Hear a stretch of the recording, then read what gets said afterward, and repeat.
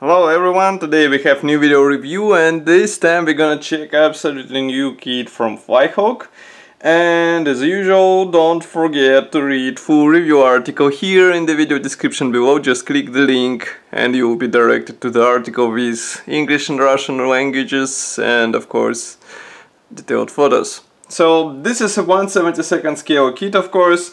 And as you can see, this time it copies M1A2 SEP main battle tank. This particular model was announced in Nuremberg and now it should be available for purchase. As you can see, we have fully commercial sample. It comes in this nice white box. Here we have this beautiful box art. I mean, it is visible that it's drawing, it's not PC graphics or something else. Here you can see comparison with my hand. It's not that big box. On the side we have some information about the kit, so we have some safety information, also some QR codes for different information sources, and here we have short history note with technical specifications of the real vehicle and of course address of the manufacturer. Note that on the back side of the box we have marking options, but they're depicted as B, C, D, E, so it's quite interesting where is A. Nevertheless, it's also nice to see that there are 5 marking options if we consider that we have letter E. Now we're gonna open this box. As you can see, it's a top opening box. It's quite sturdy. It survived, let's say, post to me, so I guess it is good in protecting the model. Here, as you can see on the sides, we have some small pictures of other available kits from the same manufacturer. Then this is assembly manual for the model, and here you can see that it is quite typical for Flyhawk, but this time they decided to do it as a brochure, so we have nice layout and there's quite understandable schemes with instructions in English and Chinese as far as you can see. So you will have to perform all those necessary steps.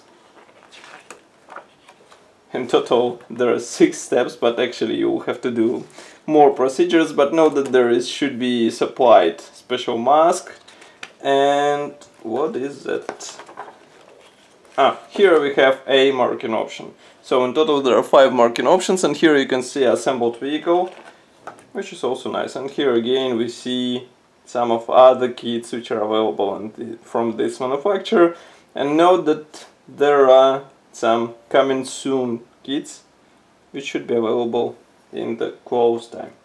Now let's move on to the kit. As you can see, traditionally for this manufacturer we have each component packed into its own plastic bag. So let's start from the top one. This is actually a PE thread which is attached to the large cardboard box. I also see some safety instructions, and I guess there should be a decal sheet inside. Yes, here it is. So here we have decals. Note that decals are printed by cartograph. Well, it means nice printing quality, as you can see here, and of course easy application. And don't forget that here we have all necessary symbols for 5 marking options.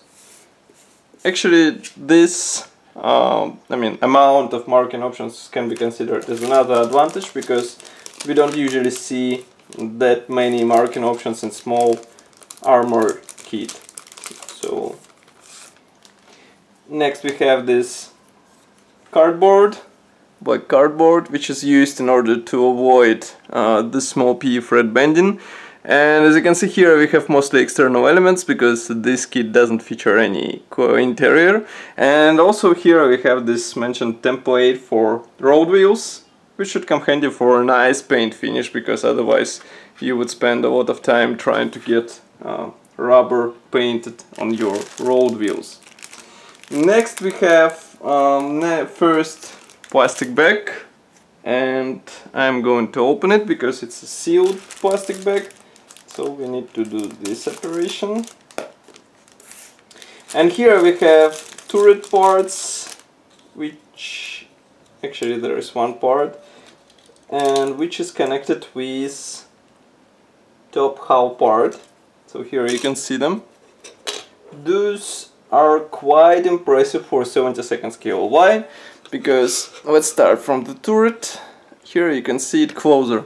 As you can see, we have replication of anti-slip surface, we have replication of all minor elements on the turret, and here you can see the size of all those elements. I mean, my finger is bigger than this line, for example, or for example than those elements. So it's quite nice to see that everything is molded out of the box and you won't have to glue those parts.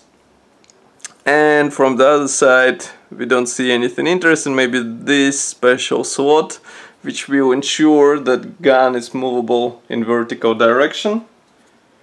And here we have top hull part. As you can see, it is molded together with engine cover parts. Again, we have anti-slip surface imitation. All meshes will be replicated with PE parts, of course, but note those handles, they also look quite good. And again, you can see the size of all those parts. Really impressive molding quality, and note that frontal mud guards are molded together with this element, while on bigger kits they are molded separately, so it's quite an interesting parts division. And from the other side you can see that there is nothing interesting, because again I will repeat that we don't have any cockpit detailing. Next we have another plastic bag. This one comes with, again, several plastic frames which are connected together with rubber band, as you can see here. And now I'm going to remove it and we'll check them closer.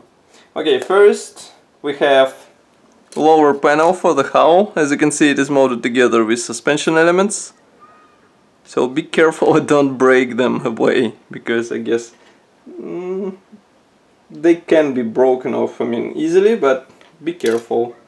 And maybe you can use them as a movable parts, it will be up to you. Here we have another plastic frame. Here we have different parts for the turret. As you can see, those several panels will be used for the basket on the turret. And again, we have quite careful molding quality. All small parts are replicated with due care, and it's really impressive in this scale, because usually we don't see such stuff, and those parts are replicated with help of PE parts, not plastic. Next we have different parts for the turret and for the hull. For example, here you can see turret parts, and again note that those elements are molded as a one-piece elements, so you won't have to glue any minor parts with tweezers. And here we have some of the hull parts. These ones will be attached on the armor close to the engine bay. Now I'm trying to open the next plastic bag.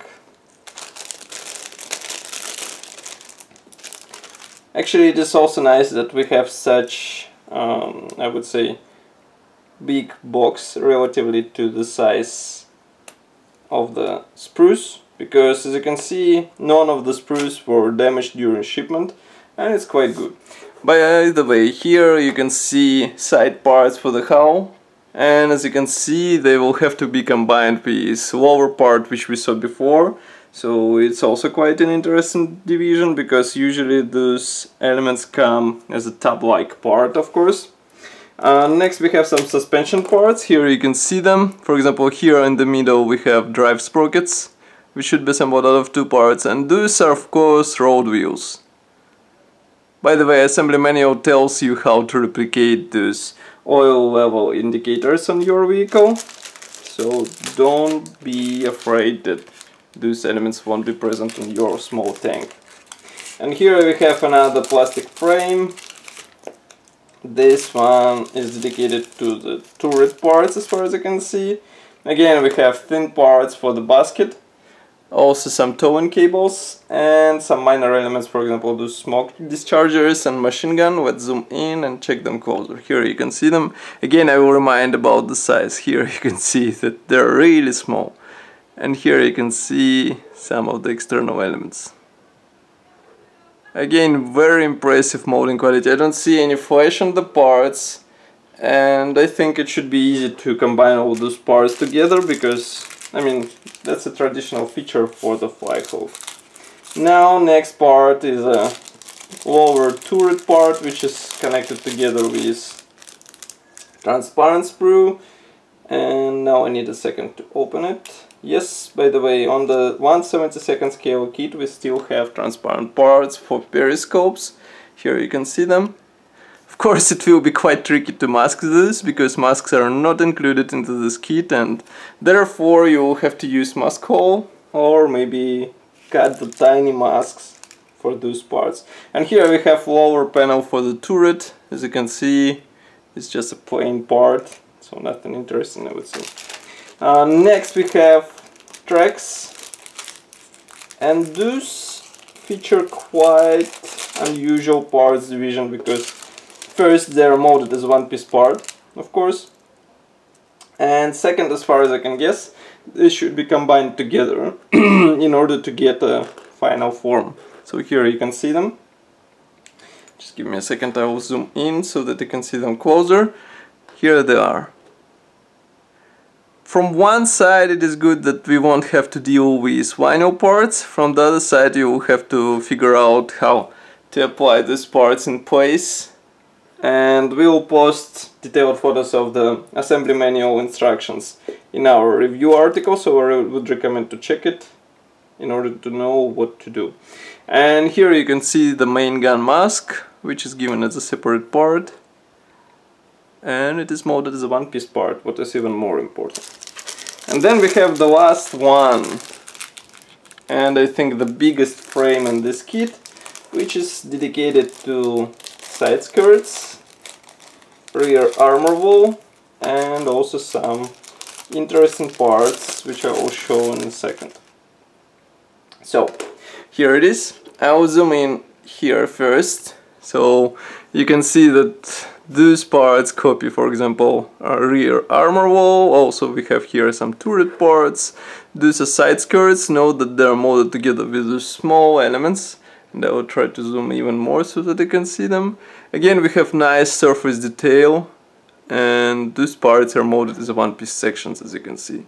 Next we have here one-piece barrel, and again it comes with all necessary parts, so if you carefully separate this part of the sprue, I guess it should look good on the finished model, because as you can see it looks really beautiful, and I think it can be even compared with metal analogs. And here you can see more of different parts which will be used in this kit. Actually, this empty space is quite interesting. I don't know why it is present on this frame. Maybe it is a small hint for the next versions. Well, nevertheless, that's all for this video review. As you can see, we have quite detailed small tank from Flyhawk, and I guess this one will be considered as one of the best kits on the market, for if you want to assemble Abrams in 1/72 scale, of course. And I will do the detailed analysis in our review article, so I would recommend to check it. And of course, if you want to discuss this kit with us, with me, just write it here in the comment section below. And if you want to help us and you want to see more reviews like this, press the like button and subscribe to our YouTube channel. I will see you in the next video review as usual. Bye!